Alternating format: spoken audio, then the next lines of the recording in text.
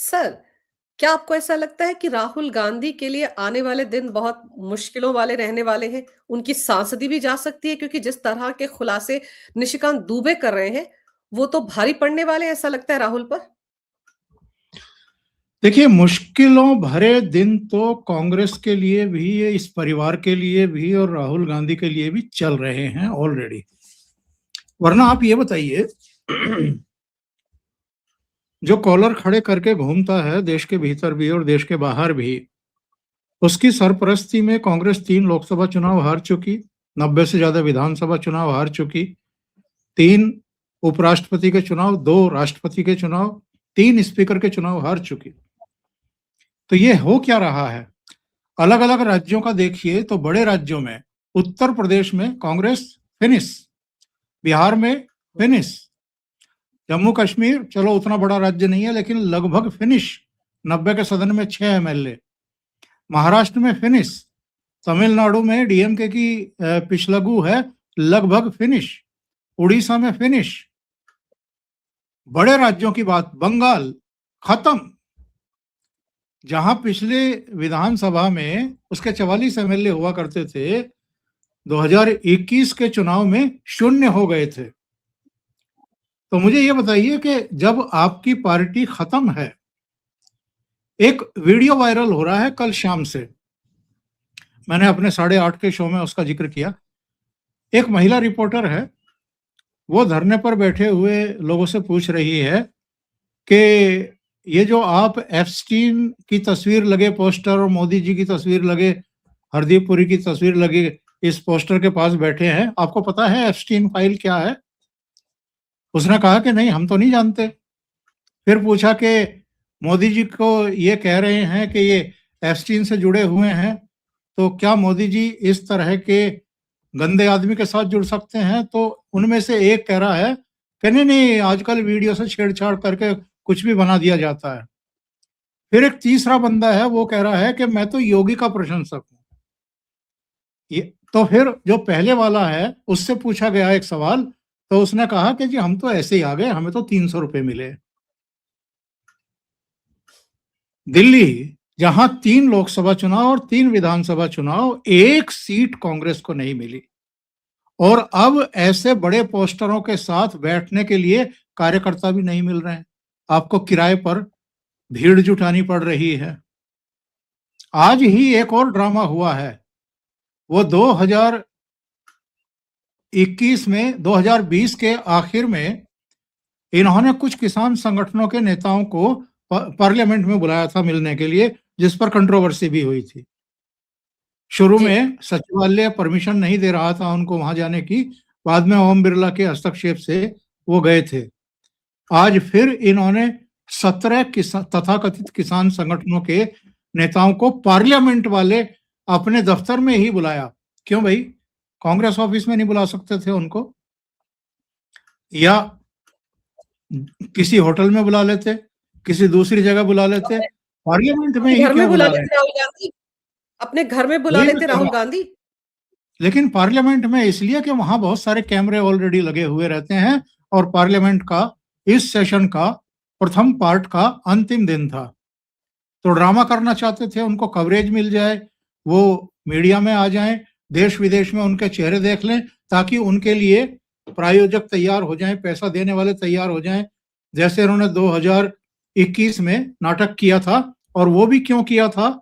योगेंद्र यादव ने एक इंटरव्यू में खुलासा किया था, उसने कहा था कि हमने तो अखिलेश यादव के लिए पिच तैयार कर दी थी, अगर वो ठीक से बैटिंग नहीं कर पाए, फील्डिंग और बॉलिंग नहीं कर पाए, तो इसमें हम क्या कर सकते हैं? हम तो उनके लिए बैटिंग, फील्डिंग और बॉलिंग कर नहीं सकते हैं।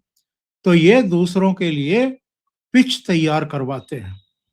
तो ये जो तथाकथित किसान आंदोलन की फिर से भूमिका बनाई जा रही है, अब समझ में आ गया होगा आपके दर्शकों की कि जो एक इंटरव्यू महिला रिपोर्टर कर रही है, जाकर के उनसे पूछ रही है और वो बता रहे हैं कि हमें तो 300 रुपए मिले हैं, इसलिए हम यहाँ कुछ समय के लिए आके बैठे हैं। इसी तरीके से आप अंदाजा लगाइए कि वो 2020 के आखिर में जो आंदोलन शुरू करवाया था दिल्ली में, जो 13 महीने तक चला था, उस पर कितना पैसा खर्च किया गया होगा। और कौन कौन उसमें खर्च कर रहा होगा, देश के भीतर भी और देश के बाहर भी। कांग्रेस का उस समय नाम आया था, आम आदमी पार्टी का नाम आया था, वो जो पन्नू सन्नू बैठे हैं उनके नाम आए थे, बहुत सारे जो सिख संगठन है और जो मोदी विरोधी और भारतीय जनता पार्टी विरोधी हैं और जिनके एक्चुअल में कलेजे पर सांप चल रहे हैं आजकल, जिनकी दुकानें बंद कर दी मोदी जी ने, जिनके भ्रष्टाचार, जिनकी दलाली बंद कर दी, वो सब नाराज हैं। तो वो सब घड़ी की चौथाई में इस देश से प्रधानमंत्री की विदाई चाहते हैं। तो राहुल गांधी और उनकी पार्टी क्योंकि लगातार हारते ही जा रहे हैं। अभी एक दिन पहले क्या हुआ है मुंबई में, भारतीय जनता पार्टी की पहली बार रितु तावड़े मेयर बन गई हैं। बीएमसी में। कांग्रेस कहाँ है साहब? जो लोकल बॉडीज के चुनाव थे, जो पंचायतों के चुनाव हुए हैं और जो नगर निगमों के चुनाव हुए हैं, उनमें भी कांग्रेस साफ, विधानसभा चुनाव में भी कांग्रेस साफ, हर जगह यही हाल है। तो ये जो एक हो रहा है ना कि कांग्रेस का हर जगह से सफाया हो रहा है, तो इस पर पर्दा डालने के लिए, मिट्टी डालने के लिए ये नए नए मुद्दे कैमरों के सामने, देश के सामने नहीं जा रहे हैं, कैमरों के सामने ये बोलते हैं। जैसे महाराष्ट्र में, मुंबई में संजय राउत रोजाना अपने घर से बाहर निकलते ही कैमरों पर कुछ कुछ उल्टियां करते हैं और फिर दिन भर वहां मराठी मीडिया में उस पर चर्चा और ब्रेकिंग न्यूज और शाम को चर्चाएं होती हैं। उसी तरीके से राहुल गांधी ने भी एक हिल्ला दे रखा है, काम दे रखा है कि कोई भी खबर, कोई भी बयान दो, उल्टा सीधा जो भी चाहे।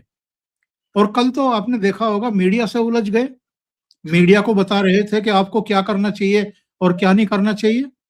मतलब जो आदमी केवल मीडिया की बदौलत, मीडिया की कृपा से जीरो से हीरो बनने की कोशिश में रहता है, वो मीडिया को ही कल धमका रहा था और मीडिया को बता रहा था कि आपका कर्तव्य क्या है।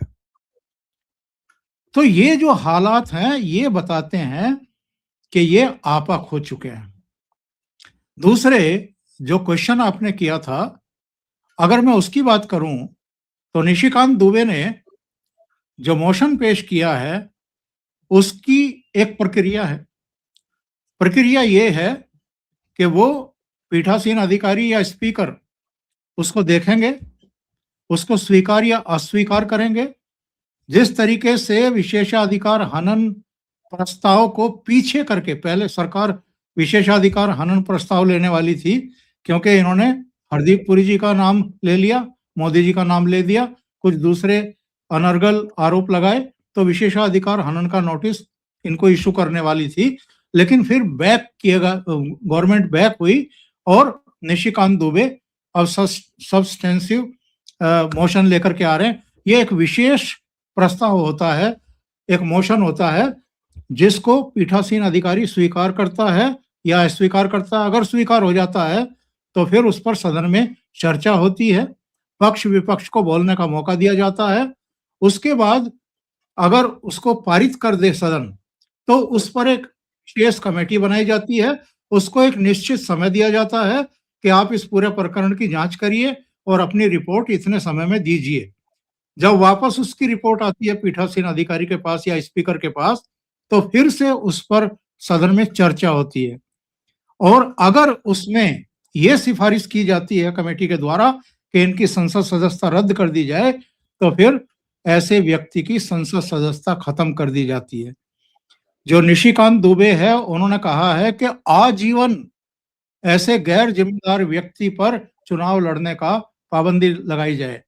अगर ये भी हो गया तो उसके बाद क्या सिचुएशन बनेगी?